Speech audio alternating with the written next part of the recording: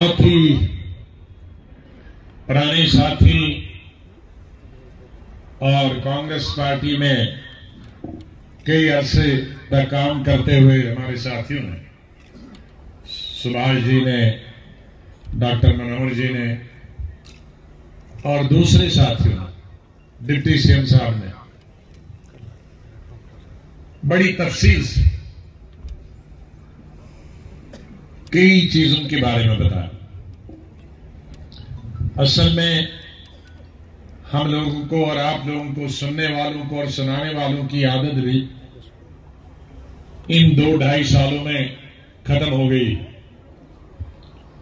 मैं देख रहा हूं कि 2-2.5 साल के बाद जम्मू कश्मीर में पॉलिटिकल एक्टिविटी शुरू हो गई। 5 अगस्त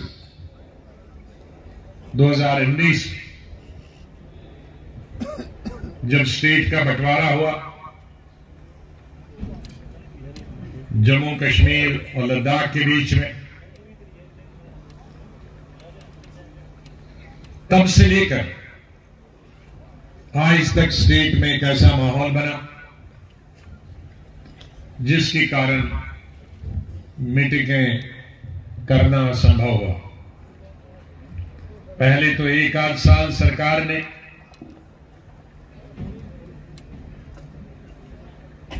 कई हजारों लोगों को बंद रखा, लीडरों को भी, वर्करों को भी, और जो जेलों में नहीं थे उनको एक जगह से दूसरी जगह जाना बंद कर दिया।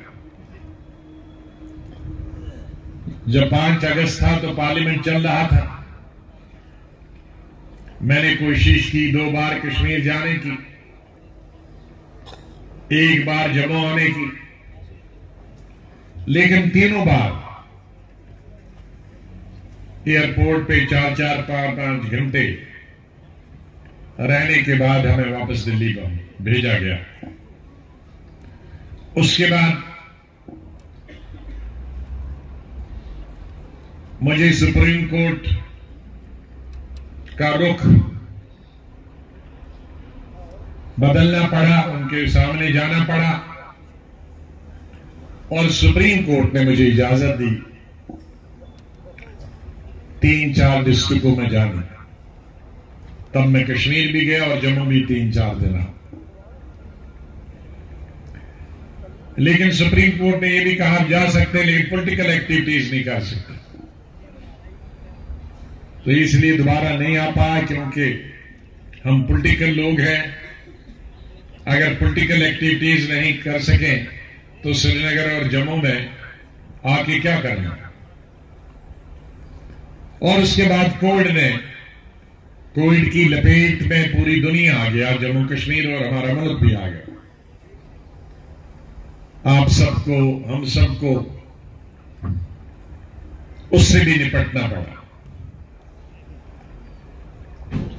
जिसकी वजह से आज हम कई अरसे के बाद दोबारा आप लोगों के पास आ सके हैं और एक दूसरे से मुलाकात कर सके हैं और सियासी बातों पे चर्चा करने का अवसर प्राप्त हो रहा। पार्लियामेंट के अंदर और पार्लियामेंट के बाहर मैंने अपने कई भाषणों में जम्मू कश्मीर के बारे में और देश के अनेक हिस्सों में जो हालात हैं उन पे चर्चा की, चाहे वो देश भर में या हमारे स्टेट में बेकारी की बात हो, पढ़े लिखे नौजवान लड़के और लड़कियों की बेरोजगारी का सवाल हो, चाहे बढ़ती हुई कीमतें, चाहे वो गैस की हो, चूल्हे जलाने का गैस, या पेट्रोल हो, या डीजल हो, या मिट्टी का तेल हो, या खाने पीने की चीजें हो, या गोश्त की कीमतें हो, सब्जियों की कीमतें हो, कपड़े की कीमतें हो, कोई भी चीज लीजिए, दालों की कीमतें हो, ये तमाम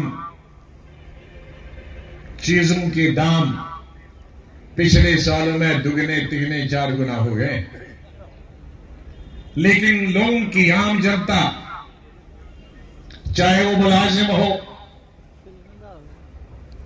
या गरीब आदमी हो, उसकी आमदनी, मुलाजिम की आमदनी तो उतनी ही रही, लेकिन गरीब लोगों की मजदूरी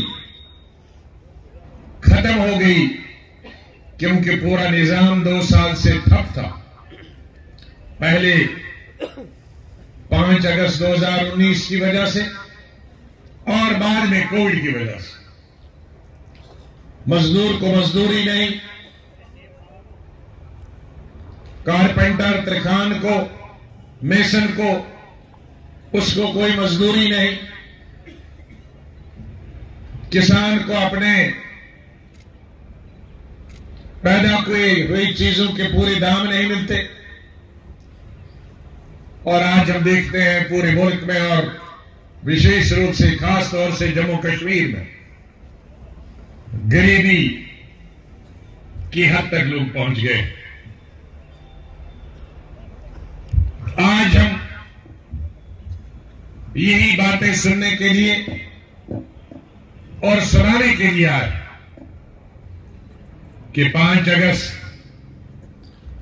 2019 केंद्रीय सरकार ने जो कदम उठाया वो गलत कदम था। उससे जम्मू कश्मीर की जनता का सबसे ज्यादा नुकसान हुआ।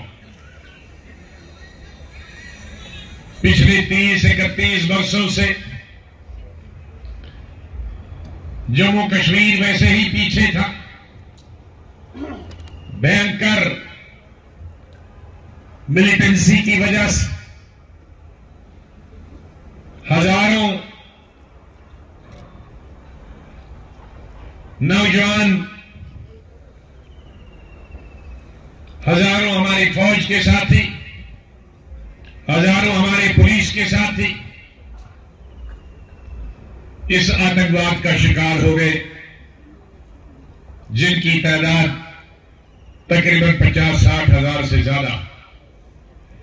एक छोटी सी स्टेट में मैं आतंकवादियों की बात नहीं करता हूं, मैं आतंकवादियों के बगैर जो हमारे सिविलियंस, जो निहत्थे लोग मिलिटेंट के हाथों का शिकार हो गए, उनकी भी तादाद हजारों में, और जिसकी वजह से हजारों बल्कि लाखों की तादाद में यतीम बच्चे हो गए और हजारों की तादाद में बेवाएं हमारी रियासत में, और जो हमारे फौजी भाई रियासत से बाहर थे वो बेवाएं भी उन राज्यों में बेवाएं हो गई। हमें अफसोस है, हम उन सबको श्रद्धांजलि अर्पित करते हैं और अल्लाह से, भगवान से ये दुआ करते हैं कि आतंकवाद से हमें निजात मिल जाए और हम फिर दोबारा खुशहाली की तरफ जाएं। लेकिन हमें उठने का मौका नहीं दिया गया। एक विंडो मिली थी, 96 में सरकार बनी, फारूक साहब ने 6-7 साल के बाद इलेक्शन हुए थे लोकसभा और राज्यसभा के, तो कुछ सांस लेने का मौका मिला। उसके बाद हमारी सरकार आई कांग्रेस की, तो हमने वो पिछला जो बैकलॉग था कई सालों, 1990 से लेकर जो बैकलॉग था, उस बैकलॉग को एक शिफ्ट में नहीं, 2 शिफ्ट में नहीं, 3 शिफ्टों में उस बैकलॉग को पूरा करने की कोशिश की। और मैं यकीन से कहता हूं, मेरी 45 साल राजनीति में मैंने वैसे हमेशा मेहनत की है, लेकिन 3 शिफ्टों में मैंने भी खुद कभी काम नहीं किया, क्योंकि मैं भी रात को 2 बजे और कभी 4 बजे सुबह उठ के काम देखने जाता था साइट पे कि ये ट्रिपल शिफ्ट में काम भी चल रहा है कि खाली जबानी काम हो रहा। तो लोगों के साथ, और इन 2.5 सालों में मैं सिर्फ 4 घंटे सोया। तो तब जाके मनोहर लाल जी ये यहां बहुत लंबी चौड़ी लिस्ट थी, कई चीजों को शायद याद नहीं और पूरी स्टेट की नहीं है, वो ज्यादा अपने इलाके की बात कर रहे थे, लेकिन वाकई हुई। कभी कभी मुझे आश्चर्य होता है, कभी कभी मुझे खुद यकीन नहीं होता है कि क्या ये वाकई संभव था 2.5 साल में ऐसा करना। इतनी चीजें करना तो बड़ा मुश्किल, लेकिन हो गया। मैंने एक चीज देख ली है उसके बाद कि अगर सरकार चलाने वाले की इच्छा हो, हुक्मरान अगर ये चाहे तो सब कुछ हो सकता है। कभी कभी हम दोष देते हैं अपने मजदूरों को, अपने तरखानों को, अपने कॉन्ट्रैक्टर्स को कि ये काम नहीं करते। मैं उस पर यकीन नहीं करता। मुझे किसी से भी शिकायत नहीं, चाहे वो ब्यूरोक्रेट बड़े से बड़ा क्यों न हो, चाहे वो पटवारी और नंबरदार तक का निचले लेवल का ऑफिसर क्यों न, उन सब ने पूरी तरह से ट्रिपल शिफ्ट में काम किया। एक जुनून था, एक जोश था, एक वलवला था, एक जज्बा था। लोगों को जो मैंने खुशहाल जम्मू कश्मीर बनाने का नारा दिया था, और मेरी लिस्ट में धर्म के नाम पर, मजहब के नाम पर, जाति के नाम पर, इलाके के नाम पर, बैकवर्ड के नाम पर, फॉरवर्ड के नाम पर, गांव के नाम पर, शहरों के नाम पर कोई ऐसी चीज मेरी किताब में, मेरी डायरी में नहीं था। इंसानियत और जिसको जरूरत, जहां सड़क की जरूरत थी वहां सड़क दी, जहां पुल की जरूरत थी वहां पुल दिया, जहां कॉलेज की जरूरत थी वहां कॉलेज दिया, जहां अस्पताल की जरूरत थी वहां अस्पताल दिए, और जहां जमीन की जरूरत थी। बहुत सीबीआई की इंक्वायरियां हो रही है, बहुत कोर्ट में जा रहे हैं और रोशनी जमीन, लेकिन हम सरकारें जितने भी बनती हैं वो लोगों के लिए बनती है। सरकारी जमीन है ये लोगों के लिए है। इसमें सरकारी जमीन हो, खालसा जमीन हो, मलकियत जमीन हो, अगर लोग ये देखें कि 1947 में अगर वो देखें कि किसके नाम पर जमीन थी, चंद लोगों के नाम पर, लेकिन शाह शेख साहब ने बाद में वो तमाम जमीन बांट दी, अलग अलग लोगों के दी, लैंड टू द टिलर हो गया। पंडित जवाहरलाल नेहरू ने पूरे देश में वो स्कीम लाई, लैंड टू द टिलर रहा। लेकिन सवाल यह है कि आज हर इंसान को, वो चाहे हिंदू हो या मुसलमान है, वो शेड्यूल कास्ट है या शेड्यूल ट्राइब है या क्रिश्चियन है, राजपूत ब्राह्मण है, बैकवर्ड फॉरवर्ड है या कश्मीरी है या शहर का या देहात है, तो आप कहोगे उनको कि मलकियत जमीन के बाद आपको कुछ नहीं मिलेगा, तो तब आप हकीकत से आंखें बंद लगते हैं। ये भी भूलना नहीं होगा कि आजादी के वक्त हमारी आबादी 32 लाख थी और आज 1.5 करोड़ है, तो ये 1 करोड़ 20 लाख क्या हवा में बैठेंगे? इनको तो जमीन चाहिए, इनको तो मकान चाहिए, इनको तो खेती चाहिए, इनको तो रोटी चाहिए, इनको तो सब्जी बैठेंगे। आप कहोगे 1947 में आपको ये जमीन मिली है, बस उसके बाद किसी को नहीं मिलेगी। तो 1,20,00,000 और जो बढ़ गया है उसको हम जमीन नहीं देंगे। उसको कहेंगे ये सरकारी जमीन है तो ये खाली हवा में रहेगी, लेकिन तुमको मकान के लिए नहीं देंगे, तुमको रोटी बनाने के लिए नहीं देंगे, तो तुमको सब्जी उगाने के लिए नहीं देंगे। ये कहां का कानून? इसीलिए ये चीज लाई गई थी, क्योंकि जम्मू कश्मीर जो कि हिंदुस्तान में हमारी ही गवर्नमेंट ने यूपीए 1 ने 2006 में एक कानून लाया कि जंगलात में जितने भी लोग रहते हैं सरकारी जमीन पे, वो कहां जाएंगे? इसलिए वो वहां मकान भी बना सकते हैं, वहां खेती भी कर सकते हैं और उसकी फसल अपने लिए उगा सकते हैं। लेकिन चूंकि यहां की असेंबली ने बदकिस्मती से वो कानून नहीं पास किया था, क्योंकि उस वक्त जो कानून दिल्ली में पास होता था, जब तक जम्मू कश्मीर उसको रेक्टिफाई या दोबारा बिल नहीं लाती थी, वो नहीं है। इसलिए हमने उसका रास्ता रोशनी के लिए लिया, लेकिन उसी तर्ज का जैसे पूरे हिंदुस्तान में था वही कानून था। चाहे उस कानून का नाम लिया, लेकिन यही था कि जो जंगल में रहता, सरकारी जमीन पे रहता है, वो खालसा जमीन हो, उस पे उसको मकान बना सकता है, खेती कर सकता है, फसल उगा सकता है। लेकिन फर्क सोच है। हमारी सोच गरीबों की थी, इनकी सोच अलग।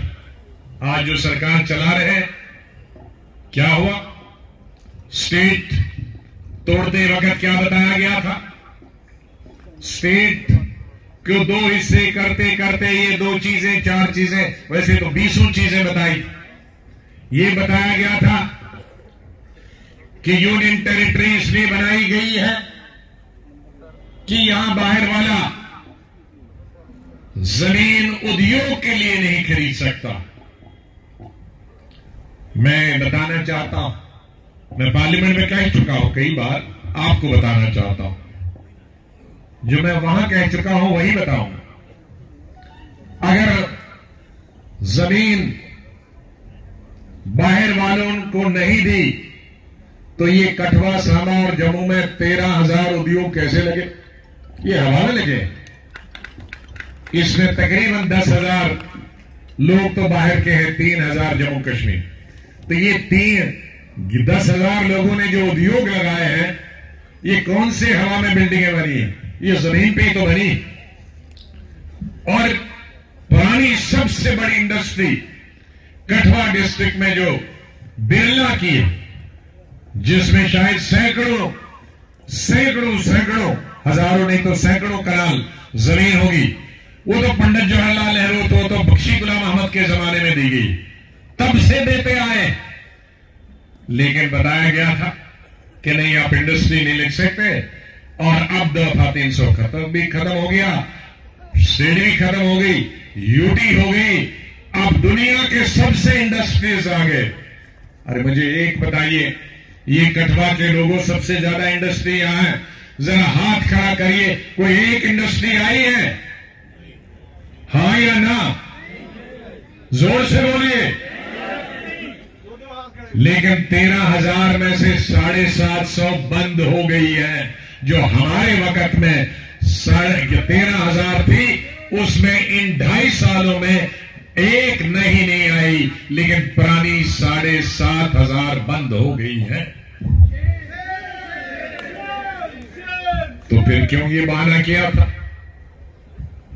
मैंने पार्लियामेंट में, जो स्कूल में मैंने पढ़ा था 8वीं क्लास में, तो वो कहानी सुनाई थी। एक जंगल में भेड़िए और बकरी के बच्चे, भेड़ के बच्चे का मुकाबला हुआ। भेड़ की बच्ची ऊपर जा रही थी पहाड़ी की तरफ, और भेड़िया ऊपर से आ रहा था नीचे की तरफ। लेकिन भेड़िए जो ही भेड़ की बच्ची ने उसको देखा, वो भागने लगी। तो ऊपर से भेड़िया ने आवाज दी, ये 6वीं क्लास में था, अंग्रेजी में था, और उसने कहा रुक जाओ बच्चे। तुम बताओ मेरा पानी क्यों खराब कर रहे हो, गदला क्यों कर रहे हो? Why are you making my water dirty? तो भेड़ के बच्चे ने कहा, सर पानी तो आपके तरफ से आप ऊंचे बैठे हैं, तो वहां से नीचे आ रहा, मैं नीचे जा रहा हूं, पानी नीचे से ऊपर थोड़ी जा रहा, तो मैं आपका बदला पानी कैसे खराब कर सकता? वहां कोई चश्मा ऊपर से नीचे आ रहा। तो भेड़िए की आवाज बंद हो गई। फिर भेड़िए ने कहा, अच्छा तुमने मुझे पिछले साल गालियां दी थी। भेड़ के बच्चे ने कहा, साहब पिछले साल तो पैदा ही नहीं हुआ था।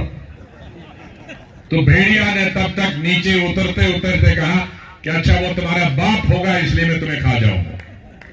तो ऐसी कहानियां हमको बताई गई थी कि इंडस्ट्री वाला नहीं खोल सकता, स्कूलों में पढ़ाई नहीं हो रही है, वहां SC ST को रिजर्वेशन नौकरी में नहीं है। तो इस तरह की कहानी लैला मजनू की सुनाई और बाद में हमको पकड़ ही लिया कि वो तुम्हारे बाप दादा ने फिर कोई कसूर किया होगा, तुमने नहीं किया, और हमारी स्टेट हमसे छीन ली गई। हमारी स्टेट छीनी क्या, हमारी पहचान छीन ली गई। हमारी पहचान जो जम्मू कश्मीर थी वो हिंदुस्तान की सबसे बड़ी पुरानी स्टेट थी। महाराजा गुलाब सिंह ने के जमाने से लेकर और महाराजा हरि सिंह तक जो स्टेट बनाई वो हिंदुस्तान की 101 साल तक सबसे बड़ी स्टेट थी एरिया के मुताबिक हिंदुस्तान की। उस वक्त हिंदुस्तान में अंग्रेजों के वक्त ये स्टेट 1840 में बनी, 1840 में, और उसके लिए मैं बधाई देना चाहता हूं न सिर्फ महाराजा को बल्कि जनरल जोरावर सिंह को, जिन्होंने इस स्टेट की तोसी की आगे बढ़ाया। वो जो पहाड़ हमारे यहां नहीं थे उन पहाड़ों को भी स्टेट में लाया और तकरीबन 2,10,000 स्क्वायर किलोमीटर के करीब हमारी स्टेट बनी। उस वक्त हिंदुस्तान में 563 स्टेटें थी, 563 स्टेट। आप समझते होंगे कि कितने कितने किलोमीटर की स्टेटें होंगी, कितने हजार कुछ होगी, 5,000 की, कोई 2,000 की, 1,000 की स्क्वायर किलोमीटर। लेकिन हमारी स्टेट कितनी थी? 2,10,000 स्क्वायर किलोमीटर, हिंदुस्तान की सबसे बड़ी स्टेट।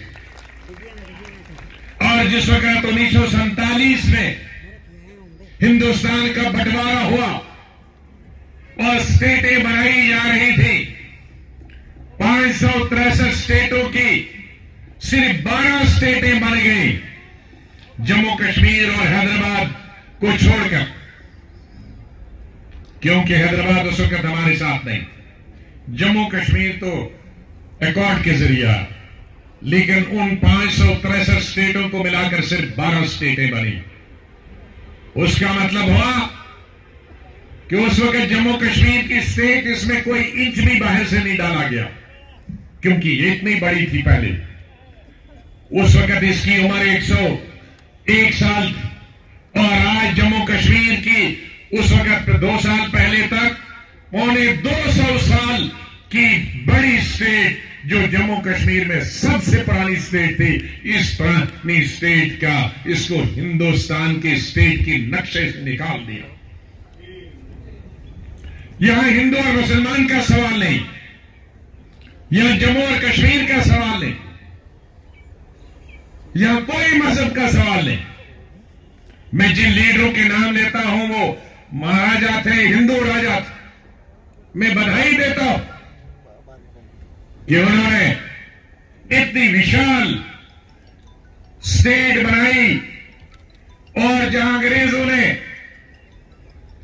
अपनी लपेट में पूरे हिंदुस्तान को टुकड़े टुकड़े करके बांटा, लेकिन उनकी जरूरत नहीं हुई इस जम्मू कश्मीर को अंग्रेजों को बांटने की और टोटे करने की। मुझे अफसोस है कि जो अंग्रेज नहीं कर पाए वो हमारी अपनी हुकूमत ने की, कि हमारे टुकड़े कर दिए। एक लद्दाख उधर से चला गया, जम्मू कश्मीर इधर से चला गया। अफसोस, मुझे खुशी इस बात की है कि प्राइम मिनिस्टर और चीफ मिनिस्टर गृह मंत्री ने ये मान लिया, पार्लियामेंट के अंदर भी दोनों ने मान लिया है, ऑल पार्टी मीटिंग में भी उन्होंने मान लिया है कि स्टेटहुड वापस दें। हम इंतजार करते हैं कि स्टेटहुड वापस आ जाए और फिर हमारी एक पहचान बने, वरना हमारा यहां का लड़का लड़की कहीं हिंदुस्तान में या दुनिया में पढ़ता तो वो क्या कहेगा, मैं एक यूटी का रहने वाला हूं। जम्मू कश्मीर जिसका इतिहास, जिसकी हिस्ट्री, जिसका ज्योग्राफिया, जिसकी तारीख इतनी पुरानी हो, दुनिया में कोई भी व्यक्ति नहीं है, कोई भी आदमी नहीं है दुनिया में जो कश्मीर के वो कश्मीर के नाम से न जानता हो, स्टेट के नाम से नहीं जानता हो। ये हमारी पहचान है, अपनी पहचान, हमारे पहाड़ों की वजह से, हमारे झरनों की वजह से, हमारी पुरानी संस्कृति की वजह से, हमारे मंदिरों की वजह से, हमारी मस्जिदों, हमारी ज़ियारतों की वजह से, हमारे कंपोजिट कल्चर की वजह से, ये हमारी पहचान,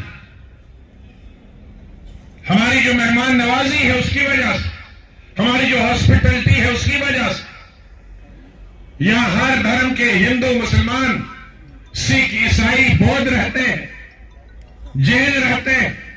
इस छोटी सी स्टेट में हमारे देश के सभी धर्म यहां पलते हैं, इकट्ठे रहते हैं, प्रेम से रहते हैं, प्यार से रहते हैं। ये वाकई में स्वर्ग है, दिखने में स्वर्ग है, कल्चर से, संस्कृति से स्वर्ग। यहां कोई जगह नहीं है जम्मू कश्मीर में कि हम धर्म और जाति के आधार पर इलेक्शन लड़े। हम सबका धर्म अपनी अपनी जगह, लेकिन राजनीति का कोई धर्म नहीं। राजनीति का एक ही धर्म है, वह है मानवता, वह इंसानियत। और मैं बार बार कह चुका, सेंटर में, पार्लियामेंट में, जहां भी रहा, कि 3-4 लोगों को धर्म तो हर इंसान ने अपनाया है, रास्ता अलग अलग है पहुंचना, सब भगवान ने, अल्लाह के पास है। कोई इसे अल्लाह कहता, कोई राम बोलता, कोई वाहिगुरु जी को बोलता, याद करता, कोई क्राइस्ट को याद करता, बहुत अच्छी बात। लेकिन एक हमारा जो फर्ज है, जो पॉलिटिकल फर्ज है, या जब हम प्रोफेशन में जाते हैं, अलग अलग प्रोफेशन, तो एक ऐसा धर्म है, वो इंसानियत का धर्म। उस वक्त किसी भी पॉलिटिशियन का, किसी भी प्रधानमंत्री, मंत्री का, किसी भी मुख्यमंत्री का, किसी भी एमपी, एमएलए का एक ही धर्म होना चाहिए कि ये मेरे भारतवासी हैं, मेरे देश के हैं, मेरी कॉन्स्टिट्यूंसी के लोग हैं, इनमें कोई भेदभाव नहीं। एक डॉक्टर को अपना धर्म उस वक्त बोलना चाहिए, उसका धर्म सिर्फ यही होना चाहिए कि रिश्ता उसका पेशेंट और डॉक्टर के बीच में है, उसमें कोई धर्म नहीं है, वो दलित है या राजपूत है या हिंदू है, मुसलमान। एक टीचर है, प्रोफेसर है, उसका एक ही धर्म होना चाहिए। टीचर और स्टूडेंट का जो रास्ता का वो धर्म होना चाहिए, उसे भूल जाना चाहिए। मेरे स्टूडेंट का और मेरे टीचर का क्या नाम है, इसका क्या धर्म है, दोनों को भूल जाना चाहिए। तब ये देश, ये हिंदुस्तान, ये देश है हमारा, जो गांधी ने सिखाया, जो नेहरू, सरदार पटेल और मौलाना आजाद ने सिखाया, जिसके लिए हजारों और लाखों किसानों ने, नौजवानों ने, पत्रकारों ने, गायकों ने कुर्बानियां दी हैं, शहीद हुए। आज हमें इस स्वतंत्र भारत में 21वीं शताब्दी में हमें शर्म आनी चाहिए कि हम इसको लोगों को बंटवारा करके वोट हासिल करते हैं और हुकूमत बनाने के किसी लेवल पे हो, चाहे वो पंचायत